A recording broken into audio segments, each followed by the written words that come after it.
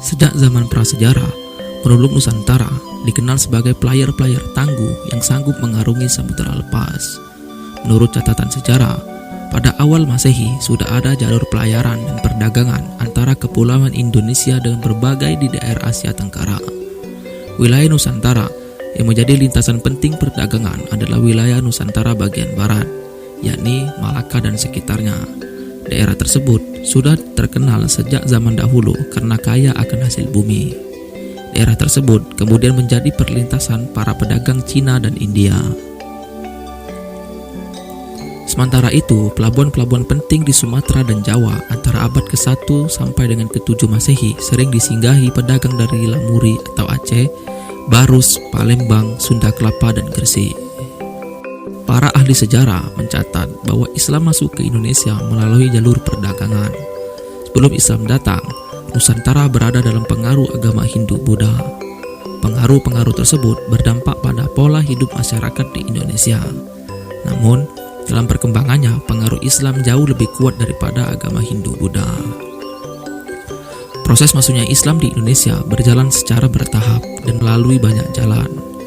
Menurut para ahli sejarah, teori-teori tentang kedatangan Islam ke Indonesia ada beberapa teori. Yang pertama, menurut teori Mekah, proses masuknya Islam ke Indonesia adalah langsung dari Mekah atau Arab. Terjadi pada abad pertama Hijriah atau abad ke-7 Masehi. Para pedagang dari Timur Tengah memiliki misi dagang dan dakwah sekaligus. Bahkan motivasi dakwah menjadi pendorong utama mereka datang ke Nusantara. Orang-orang Arab yang datang ini kebanyakan adalah keturunan Nabi Muhammad SAW yang menggunakan gelar Sayyid dan Syarif di depan namanya. Menurut para ahli sejarah, jalur perdagangan antara Indonesia dengan Arab telah berlangsung jauh sebelum Masehi. Yang kedua, yakni teori Gujarat, yang mengatakan bahwa proses kedatangan Islam ke Indonesia berasal dari Gujarat pada abad ke-7 Hijriah atau abad ke-13 Masehi.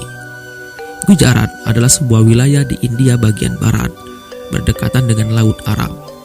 Menurut teori ini, orang-orang Arab yang bermazhab Syafi'i telah bermukim di Gujarat dan menyebar sejak awal Hijriah, yakni abad ke-7 Masehi.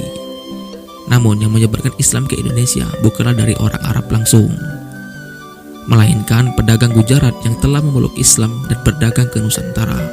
Orang-orang Gujarat telah lebih awal membuka hubungan dagang dengan Indonesia dibanding dengan pedagang Arab. Teori Persia mengatakan bahwa proses kedatangan Islam ke Indonesia berasal dari daerah Persia atau Parsi atau sekarang disebut dengan Iran. Sebagai buktinya, ada kesamaan budaya dan tradisi yang berkembang antara masyarakat Parsi dan Indonesia. Tradisi tersebut antara lain adalah tradisi merayakan 10 Muharram atau Asyura. Yang terakhir, yakni menurut teori Cina, proses kedatangan Islam ke Indonesia, khususnya di tanah Jawa, berasal dari para pedagang Cina. Mereka telah berhubungan dagang dengan penduduk Indonesia jauh sebelum Islam dikenal di Indonesia, yakni sejak zaman masa Hindu-Buddha. Ajaran Islam sendiri telah sampai di Cina pada abad ke-7 Masehi, yakni pada masa dinasti Tang, 618 sampai dengan 960 di daerah Huanzhou, Kanton, Zhangzhou dan pesisir Cina Selatan, yakni telah terdapat sejumlah permukiman Islam. Sebagai pembuktian dari teori Cina ini bahwa raja Islam pertama di Jawa, yakni Raden Pata dari Bintoro Demak, merupakan keturunan Cina. Ibunya disebutkan berasal dari Champa, yakni Cina bagian selatan, atau sekarang ini masuk bagian dari negara Vietnam. Bukti lainnya adalah masjid-masjid tua yang bernilai arsitektur Cina atau Tiongkok di berbagai tempat di Pulau Jawa. Pelabuhan penting seperti di Gresik misalnya, menurut catatan-catatan Cina, diduduki oleh para pelaut dan pedagang Cina.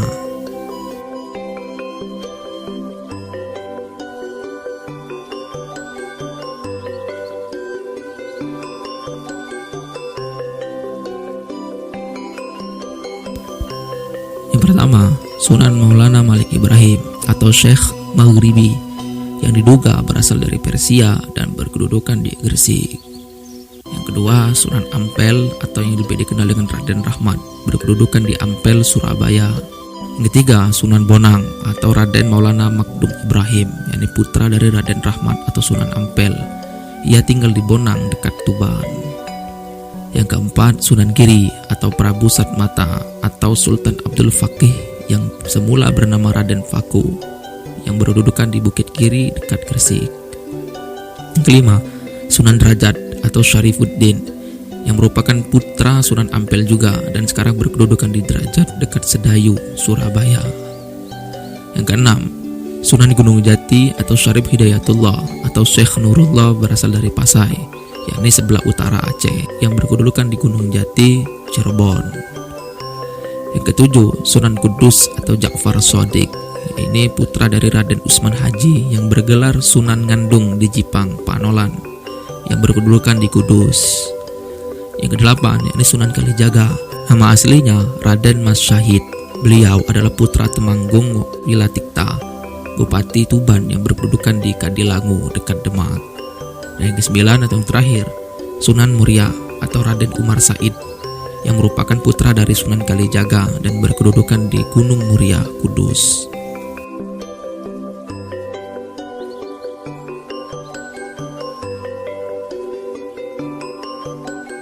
Proses penyebaran Islam melalui jalur perdagangan dilakukan oleh para pedagang Muslim pada abad ke-7 sampai abad ke-16 Masehi. Para pedagang tersebut berasal dari Arab, Persia, dan India. Jalur perdagangan saat itu menghubungkan Asia Barat, Asia Timur, dan Asia Tenggara. Sebagian pedagang Islam tersebut ada yang menikah dengan wanita pribumi, terutama putri bangsawan atau putri raja. Dari pernikahan itu mereka mendapatkan keturunan. Disebabkan pernikahan itulah banyak keluarga bangsawan atau raja masuk Islam, sehingga para pedagang tersebut menetap dan membentuk perkampungan Muslim yang disebut dengan Pekojan. Perkampungan Pekojan banyak dijumpai di beberapa kota di Indonesia hingga saat ini. Para mubaligh mendirikan lembaga pendidikan Islam di beberapa wilayah Nusantara. Lembaga pendidikan Islam ini berdiri sejak pertama kali Islam masuk di Indonesia. Nama lembaga-lembaga pendidikan Islam itu berbeda tiap daerah. Di Aceh misalnya, lembaga-lembaga pendidikan Islam di sana dikenal dengan nama Meunasah, Daya, dan Rangkang. Sedangkan di Sumatera Barat dikenal adanya Surau. Di Kalimantan dikenal dengan namanya Langgar. Sementara di Jawa dikenal dengan Pondok Pesantren. Di sanalah berlangsung pembinaan, pendidikan, dan kaderisasi bagi calon kiai dan ulama. Para mubaligh yang menyebarkan Islam di Nusantara pandai dalam menjalani hubungan sosial dengan masyarakat. Mereka yang telah tinggal menetap di Nusantara aktif membaur dengan masyarakat melalui kegiatan-kegiatan sosial. Sikap mereka santun, memiliki kebersihan jasmani dan rohani, memiliki kepandaian yang tinggi, serta dermawan. Silaturahmi, bekerja sama, gotong royong mereka lakukan bersama penduduk Nusantara dengan tujuan menarik simpati agar masuk Islam. Sebelum Islam datang, kesenian dan kebudayaan Hindu-Buddha telah mengakar kuat di tengah-tengah masyarakat. Kesenian tersebut tidak dihilangkan, tapi justru digunakan sebagai sarana dakwah. Cabang-cabang seni yang dikembangkan para penyebar Islam diantaranya adalah seni bangunan, seni pahat dan ukir, seni tari, seni musik, dan seni sastra. Pada seni bangunan misalnya, masjid, mimbar, dan ukiran-ukiran masih menunjukkan motif-motif seperti yang terdapat pada candi-candi Hindu atau Buddha. Motif tersebut dapat dilihat pada Masjid Agung Demak, Masjid Agung Kesepuhan di Cirebon, Masjid Agung Banten, dan Masjid Baitur Rahman di Aceh. Demikian pula dengan pertunjukan wayang kulit. Mereka tidak pernah meminta upah untuk menggelar pertunjukan. Penonton atau pengunjung gratis menyaksikan pertunjukan tersebut. Penonton hanya diminta agar mengikutinya mengucapkan 2 kalimat syahadat. Hal ini berarti para penonton telah masuk Islam. Sebagian besar cerita wayang kulit itu dikutip dari cerita Mahabharata dan Ramayana, namun sedikit demi sedikit dimasukkan nilai-nilai ajaran Islam. Kerajaan Islam pertama di Indonesia adalah Kerajaan Samudra Pasai yang terletak di pesisir timur Laut Aceh, Kabupaten Lok Sumawe atau Aceh Utara sekarang. Lahirnya kerajaan Islam yang pertama di Indonesia itu diperkirakan mulai awal atau pertengahan abad ke-13 Masehi. Salah satu bukti berdirinya Kerajaan Samudra Pasai adalah adanya nisan kubur terbuat dari granit asal Samudra Pasai.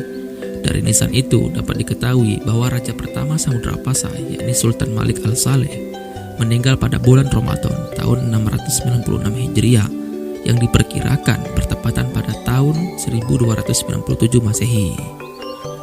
Pada tahun 1521 Masehi, kerajaan ini ditaklukkan oleh Portugis. Selanjutnya, kerajaan Samudra Pasai mulai mundur dan berada di bawah kekuasaan kerajaan Aceh. Kerajaan Samudra Pasai benar-benar berakhir pada tahun 1524 Masehi.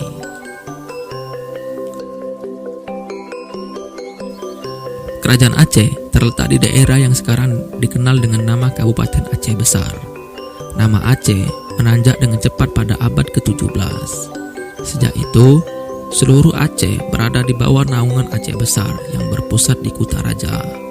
Sultan pertama yang memerintah dan sekaligus sebagai pendiri kerajaan Aceh adalah Sultan Ali Mughayat Shah. Peletak dasar kebesaran kerajaan Aceh adalah Sultan Alauddin Riayat Shah yang bergelar Al-Qohar. Berbeda dengan Sultan Ali Mughayat Shah yang bekerja sama dengan Portugis, Sultan Alauddin Riayat Shah justru berusaha melawan Portugis. Dalam menghadapi tentara Portugis, ia menjalin hubungan persahabatan dengan kerajaan Turki Utsmani dan kerajaan-kerajaan Islam di Indonesia. Pada masa pemerintahan Sultan Iskandar Muda, kerajaan Aceh mencapai puncak kekuasaannya. Bandar Aceh dibuka menjadi pelabuhan internasional dengan jaminan pengamanan gangguan laut dari kapal perang Portugis.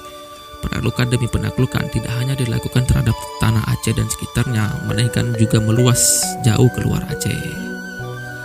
Pada masa Sultan Iskandar Muda itulah disusun satu undang-undang tentang tata pemerintahan yang disebut Adat Makuta Alam. Sultan Iskandar Muda wafat pada tahun 1636 Masehi dan digantikan oleh menantunya, yakni Sultan Iskandar Tsani. Masa pemerintahannya tidak lama karena ia tidak memiliki kepribadian dan kecakapan yang kuat seperti Sultan Iskandar Muda. Maka penggantinya kemudian digantikan oleh permaisurinya sendiri, yakni putri dari Sultan Iskandar Muda yang bernama Syafiatuddin. Sejak Sultan Iskandar Muda wafat, Aceh terus-menerus mengalami kemunduran. Kerajaan Demak terletak di Kabupaten Demak, Jawa Tengah. Kerajaan ini merupakan kerajaan Islam pertama dan terbesar di pesisir utara Jawa. Wilayah Demak sebelumnya merupakan kadipaten dari Kerajaan Majapahit. Kerajaan ini tercatat menjadi pelopor penyebar agama Islam di Pulau Jawa dan Nusantara. Kerajaan Demak didirikan oleh Raden Patah pada tahun 1478 Masehi. Beliau merupakan putra Prabu Kertabumi, seorang raja Majapahit. Setelah tahtanya jatuh ke tangan Girindra Wardana dari Keling dan Demak menjadi terancam, terjadilah peperangan antara Demak dan Majapahit yang dipimpin oleh Girindra Wardana dan keturunannya, Prabu Udara, hingga tahun 1518 Masehi. Majapahit mengalami kekalahan dan pusat kekuasaan bergeser ke Demak. Pada tahun 1518 Masehi, Raden Patah digantikan oleh putranya yang bernama Patiunus. Kekuasaan kerajaan Demak berakhir pada tahun 1568 Masehi. Joko Tingkir memindahkan pusat pemerintahan dari Demak ke Pajang dan di sana ia mendirikan kerajaan Pajang. Kerajaan Pajang adalah penerus dari kerajaan Demak. Kesultanan yang terletak di daerah Kartasura sekarang itu merupakan kerajaan Islam pertama yang terletak di daerah pedalaman Pulau Jawa. Sultan atau raja pertama kesultanan ini adalah Jaka Tingkir yang berasal dari Pengging di lereng Gunung Merapi. Jaka Tingkir bergelar Sultan Hadiwijaya. Kerajaan Mataram Islam berdiri pada tahun 1586 dan raja pertamanya adalah Sutawijaya yang bergelar Senapati Ingalaga Sayyidin Manatagama, artinya panglima perang dan ulama pengatur kehidupan beragama. Pusat kerajaan ini terletak di sebelah tenggara kota Yogyakarta, yakni di Kota Gede.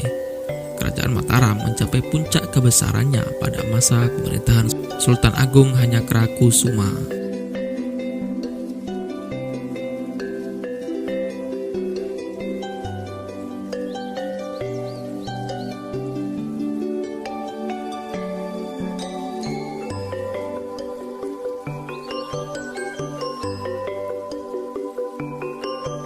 Kerajaan Banjar adalah kerajaan Islam di Pulau Kalimantan, tepatnya di Provinsi Kalimantan Selatan saat ini. pusat kerajaan Banjar yang pertama adalah di daerah di sekitar Kuin Utara atau Banjarmasin sekarang. Namun, setelah keraton di Kuin dihancurkan oleh Belanda, pusat kerajaan dipindahkan ke Martapura. Kerajaan ini berdiri pada tahun 1526 Masehi dengan Sultan Suryansah atau Raden Samudra sebagai sultan pertama. Kerajaan Banjar runtuh pada saat berakhirnya Perang Banjar pada tahun 1905 Masehi. Perang Banjar merupakan perperangan melawan Belanda. Raja terakhir adalah Sultan Muhammad Seman. Beliau wafat pada saat melakukan pertempuran dengan Belanda di Puruk Cahu. Pada awalnya, di daerah Goa terdapat 9 komunitas yang dikenal dengan nama Bate Salapang atau 9 bendera, yang kemudian menjadi pusat kerajaan Goa. Kemudian semua komunitas bergabung dan sepakat membentuk kerajaan Goa. Kerajaan Goa adalah salah satu kerajaan besar dan paling sukses yang terdapat di daerah Sulawesi Selatan. Di Sulawesi Selatan pada awal abad ke-16 terdapat banyak kerajaan bercorak Hindu. Tetapi yang terkenal adalah Goa, Talo, Bone, Wajo, Sopeng, dan Luwu. Pada tahun 1605, Sultan Alauddin dari Goa masuk Islam berkat adanya dakwah dari Datuk Ri Bandang dan Sulaiman dari Minangkabau. Maka sejak saat itu kerajaan Goa resmi menjadi kerajaan Islam. Kerajaan Goa mencapai puncak kejayaannya pada abad ke-16 yang lebih populer dengan sebutan kerajaan kembar, yakni Goa Talo. Dua kerajaan telah menyatakan ikrar bersama yang terkenal dalam peribahasa Rua Karaeng na Seiriata, yakni dua raja tetapai satu rakyat. Oleh karena itu, kesatuan dua kerajaan itu disebut dengan Kerajaan Makassar.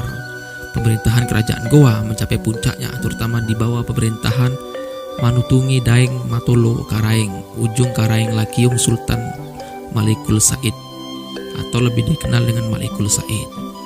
Setelah memerintah kerajaan Goa selama 16 tahun, tanggal 5 November 1653 Sultan Malikul Said wafat. Beliau digantikan oleh putranya atau yang lebih dikenal dengan Sultan Hasanuddin. Kerajaan Ternate berdiri pada abad ke-13. Ibu kotanya terletak di Simpalo atau Pulau Ternate. Selain kerajaan Ternate di Maluku, juga telah berdiri kerajaan-kerajaan lain, yaitu Jailolo, Tidore, Bacan, dan Obi. Di antara kerajaan itu, kerajaan Ternate yang paling maju. Kerajaan Ternate banyak menghasilkan rempah-rempah sehingga Ternate banyak dikunjungi oleh para pedagang-pedagang dari Jawa, Melayu, Cina, dan Arab. Menurut catatan orang Portugis, raja di Maluku yang mula-mula memeluk agama Islam adalah Raja Ternate, yaitu Gapi Baguna atau Sultan marhum yang masuk Islam karena menerima pengaruh dakwah dari Datuk Maulana Husin. Ia memerintah tahun 1465 sampai dengan 1480 Masehi. Setelah wafat, beliau digantikan oleh putranya Zainal Abidin. Pada tahun 1495 Masehi, Zainal Abidin mewakilkan pemerintahannya kepada keluarganya karena ia memperdalam pengetahuan agama Islam kepada Sunan Giri dan kemudian ke Malaka. Setelah kembali ke Ternate, Zainal Abidin sangat giat menyebarkan agama Islam ke pulau-pulau di sekitarnya, bahkan sampai ke Filipina Selatan. Kerajaan Tidore adalah kerajaan Islam yang berpusat di wilayah kota Tidore, Maluku Utara. Kerajaan Tidore terletak di sebelah selatan Ternate. Menurut silsilah raja-raja Ternate dan Tidore, Raja Tidore pertama adalah Syahadati alias Muhammad Nakal yang naik tahta sekitar tahun 1081 Masehi. Agama Islam masuk pertama kali di Tidore sekitar tahun 1471 Masehi menurut catatan Portugis. Setelah Ternate berhasil meluaskan wilayahnya dan membentuk persekutuan yang disebut Uli Lima, kerajaan Tidore juga berhasil memperluas pengaruhnya ke Halmahera, Pulau Raja Ampat, Seram Timur, dan Papua yang dipersatukan dalam persekutuan Uli Siwa. Pada awalnya, kerajaan Ternate dan Tidore dapat hidup berdampingan dan tidak pernah konflik. Kerajaan Ternate dan Tidore yang terletak di sebuah pulau Halmahera atau Maluku Utara adalah dua kerajaan yang memiliki peran penting dalam menghadapi kekuatan-kekuatan asing yang ingin menguasai Maluku. Seiring berjalannya waktu, kedua kerajaan itu justru bersaing memperebutkan kerajaan politik di Maluku. Kerajaan Ternate dan Tidore merupakan daerah penghasil rempah-rempah seperti pala dan cengkeh, sehingga daerah ini menjadi pusat perdagang rempah-rempah. Pada tahun 1512 Masehi, bangsa Portugis dan Spanyol memasuki Maluku. Portugis pada saat itu memilih bersahabat dengan Ternate, sedangkan Spanyol yang datang kemudian bersahabat dengan Sultan Tidore. Sejak saat itulah benih-benih permusuhan mulai timbul. Pada tahun 1529 Masehi, Portugis yang dibantu oleh Ternate dan Bacan menyerang Tidore dan Spanyol. Dalam peperangan ini, Portugis mengalami kemenangan sehingga Portugis dapat menguasai perdagangan rempah-rempah di seluruh Maluku. Kerajaan Tidore mencapai puncak kejayaannya pada masa pemerintahan Sultan Lugu, yaitu seorang pengusaha yang berani dan cerdas. Pada tahun 1801 Masehi, beliau menyerang Ternate sehingga Ternate dan Tidore berhasil dipersatukan kembali.